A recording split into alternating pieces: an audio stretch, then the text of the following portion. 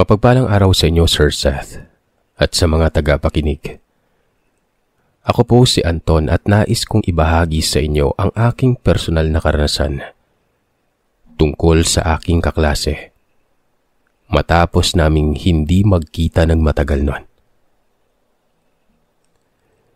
Taong 1999, nabalitaan ko na lamang sa isa sa mga kaklase ko noong sekundarya na umuwi sa aming bayan ng aking dating kaibigan na si Roger. Kaklase rin namin noon. Nasabik ako dahil matagal ko na siyang hindi nakita at nakasalamuha pagkatapos ng aming graduation. Simula kasi nang mag-aral ako sa kolehiyo sa Pasay ay madalang na lamang akong makapagbakasyon sa aming probinsya at hindi na ako nakakakuha ng balita ukol sa kanya. Lalo pa nang makahanap na rin ako ng trabaho sa lungsod noon. Naisipan ko na lamang noon na magbakasyon sa amin, kaya nagkaroon ako ng balita kay Roger. Lumipas ang ilang araw ay nagkita kami sa may plaza. Malaki na rin ang ipinagbago ng kanyang itsura at napag-alaman ko na nagkaroon na pala siya ng sariling pamilya na nasa Albay. Napagdesisyonan lamang nila ng kanyang mga magulang na magtungo ng probinsya para mabisita ang kanilang lupang sakahan. Nabanggit din niya na lumipat na sila ng bahay at sa may gawing bukid malapit sa paanan ng bundok sila nakatira noon. Hindi rin naman sila magtatagal at pagkatapos ng isang buwan ay babalik na rin sila sa Albay kung kaya't niyaya niya akong makipag-inuman sa kanya sa darating na Biyernes. Agad ko namang pinaunlakan ang imbitasyon niya at naisipan naming magkita na lamang sa may plaza sa itinakdang araw. Walang paglagyan ng kasiyahan ko at nabanggit ko sa aking mga magulang ang tungkol kay Roger, gayon din ang lokasyon ng kanyang bahay. Hindi naman naging maganda ang epekto nun sa aking mga magulang.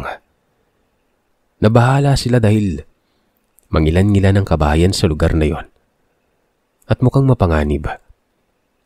Isa pa, wala silang masyadong alam na impormasyon tungkol kay Roger.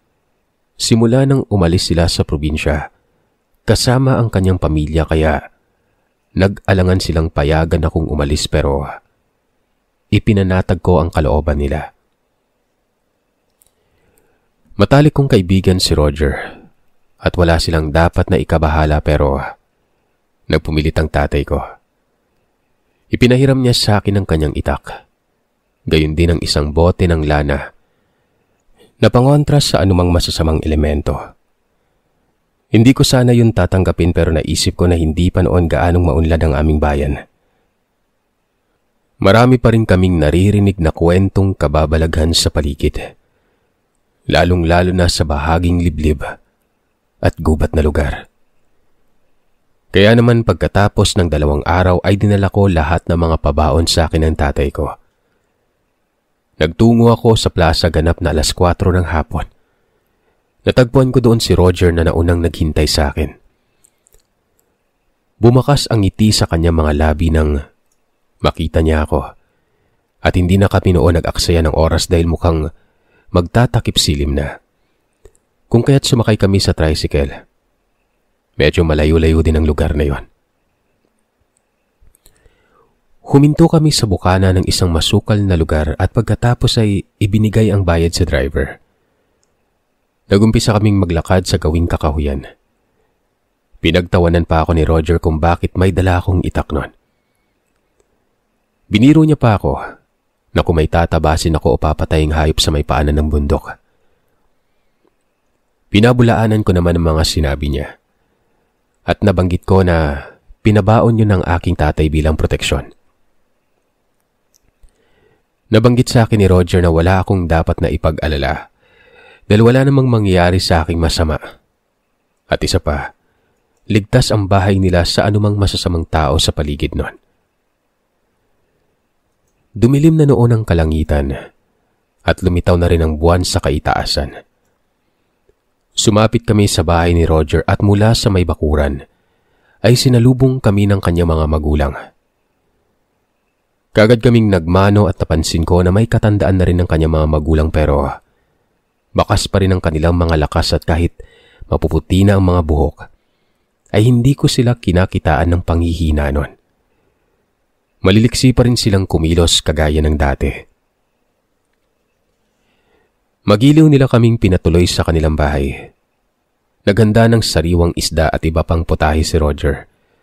At naglabas pa siya ng isang bilog na aming pinagsaluhan. Nakaubos kami ng 3 bote at medyo tinamaan na rin ako nun.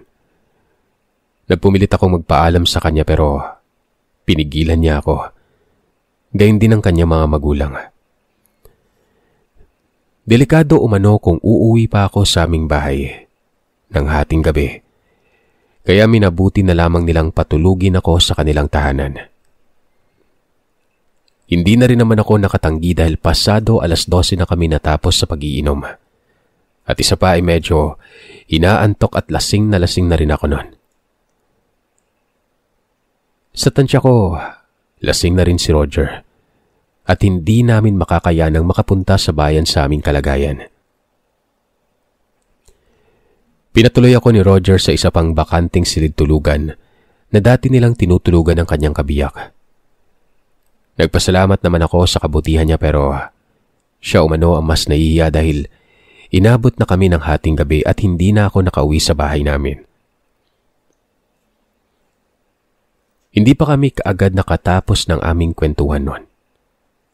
Pagkaligpit ng mga pinagkainan at pinag-inuman, ay nagtatawanan pa kami sa ilang istorya na sinasariwa namin ng buhay namin sa sekundarya. Tumigil lamang kami sa pagkikwentuhan nang marinig na namin ang pagtilaok ng manok sa hindi kalayuan. Nagtungo ako sa silid-tulugan at nang makahiga ako, dun pa lalong umikot ang aking paningin. Nagumpisang sumakit ang aking ulo. Bumagsak ang talukap ng aking mga mata hanggang sa tuluyan na akong makatulog nun. Hindi pa man lang lumilipas ang ilang oras ay bahagya akong nagising. May naririnig akong boses na nagmumula sa kabilang silid-tulugan. Pupungas-pungas akong lumapit sa may dingding at idinikit ko ang aking tenga para mas lalo kong marinig ng maliwanag kung sino ang nagsasalita sa kabilang kwarto. Biglang nawala ang antok ko at tila nahulasan ako ng mga oras na yon. Nang mapagtanto ko na magkakausap sina Roger at ang kanyang mga magulang. Nag-uusap sila tungkol sa magiging almusal sa kinabukasan. Kinakailangan nila ng malinamnam na karne ng tao kaya naman walang pag-aalinlang inutusan ni Roger ang kanyang mga magulang. Napatayin ako habang mahimbing akong natutulog nun. Nanlaki ang mga mata ko sa narinig ko. Hindi ko alam kung lasing lamang ba ako nun pero ayon pa dito, naubos na umano ang mga karne na naipon ni Roger sa kanilang sisidlan. At kinakailangan na naman nila ng bagong mapag-iipunang karne nun. Hindi ako makapaniwala sa tinuran ng kanyang ina. Nanlamig ang aking buong katawan nun at halos manigas ako sa aking kinatatayuan. Naisip ko na matagal na akong may naririnig na kakaibang kwento tungkol sa pamilya ni Roger buhat noong nasa sekundarya pa lamang kami. Pero ipinagsawalang bahala ko yun dahil matalik na kaibigan ko ito. At hindi ako nagpapaniwala sa mga chismis nun. Napagtanto ko rin na baka kaya matagal nang umalis si Roger at ang kanyang pamilya sa aming bayan ay para makahawa at makahanap ng panibagong biktima sa ibang lugar. At kaya lamang sila bumalik at lumipat ng bahay para malayo sila sa mga taong nais na pumatay sa kanila. Hindi pa rin natatapos ang kanilang pag-uusap at naririnig ko na nagmamatigas si Roger sa mga utos ng kanyang magulang. Nakokonsensya umano siya at hindi niya magagawang patayin ako na matalik niyang kaibigan. hanggang sa makarinig ako ng malulutong na sampal. Pagkatapos nun ay biglang tumahimik ang paligid. Kinuha ko ang itak at hinawakan ko ng mabuti ang bote ng lana nun. Tumayo ako at dahan-dahang naglakad patungo sa may pinto. Hindi ko hinayaang lumangit-ngit ang sahig at makalikhayo ng anumang ingay. Binuksan ko ang pinto at laking gulat ko na bumulaga sa aking harapan ang mga magulang ni Roger. Nanlilisik ang kanilang mga mata, samantalang ang tutulis ng kanilang mga ngipin noon. Tinanong ako ng ina ni Roger kung saan ako pupunta at kung bakit napakaaga kong magising samantalang magmamadaling araw pa lamang noon. Nag-isip ako sa mabilisang paraan. Nabanggit ko sa kanila na kinakailangan ko na rin na makaalis dahil paniguradong nag-aalala na ang aking mga magulang. Marami pa akong aasikasuhin pagbalik ko sa amin noon. Akmang lalabas na ako ng pinto nang itulak ako ng ama ni Roger. Bumagsak ako sa sahig at doon ko napagmasdan na nagbagong anyo silang mag-asawa. Iwinasiwas ng ama ni Roger ang kanyang mga kuko. Mabuti na lamang at kaagad akong nakailag, kung hindi ay nahagip na ako at nasugatan sa pamamagitan ng kanyang matatalas na kuko nun. Umatras ako at bumalik sa kama. Pumasok naman ang silid ang ina ni Roger at nakangisi sa akin na parabang gusto akong pagpira-pirasuhin. Nakiusap ako sa kanilang palabasin ako ng silid pero hindi sila nakinig. Tinaluhong nila akong mag-asawa noon. Gamit ang kanilang mga matatalas na kuko, kung saan-saan ako kumapit at nagtungo. Pinagbabato ko ang ilang kasangkapan sa kanila. At nang susunggaban ako ng tatay ni Roger, ay kaagad kong iwinasiwas ang itak nun. Hustong pumasok si Roger sa loob ng kwarto at binulyawan ako. Hawak ko ng mahigpit ang itak habang nakahanda sa pag-atake ang mag-asawa. Hindi pa rin ako natinag at ginantihan ko rin ng masasamang tingin ng ama ni Roger. Hindi nila ako magawang sugurin dahil sa nakikiusap sa akin si Roger na huwag silang labanan. Galit na galit ako na binalingan ko ng tingin si Roger noon. Sinumbatan ko siya na sa tagal naming magkaibigan ay hindi man lamang niya ako binigyan ng babala na totoong aswang ang mga magulang niya, na gustong gusto akong patayin ng mga sandaling yon. Humingi siya ng tawad sa akin. Ramdam ko ang mga pangamba sa kanyang kalooban, lalo na nung inilabas ko ang botelya ng lana. Nakaramdam ako ng panganib ng itutok ko yun sa harapan ng mag-asawa. Bahagya yung kumulo. Nanlaki ang mga mata ni Roger sa posibleng kapahamakan na dulot ng langis kaya pinakiusapan niya ang kanyang mga magulang na hayaan na akong makaalis nun. Huwag akong saktan alang-alang sa kanya. Binalingan siya ng tingin ng kanyang mga magulang at makalipas ang ilang sandali, natigilan din sila sa kanilang mga ginagawa. Hinayaan nila akong makalampas sa kanilang harapan. Dumako ako sa may pinto kung saan natagpuan ko si Roger. Malungkot ang kanyang mga mata na tumingin sa akin nun. Paulit-ulit siyang humihingi ng kapatawaran. Hindi na ako nakipag-usap pa sa kanya bagkos nagpasalamat ako na hinayaan niya akong mabuhay sa kabila ng lahat ng ginawa niya sa akin ng kanyang mga magulang. Pagkatapos noon ay umalis na ako sa kanyang harapan. Nagtungo ako sa may bahaging pintuan. Nagmamadali akong kumaripas ng takbo palayo sa bahay nila.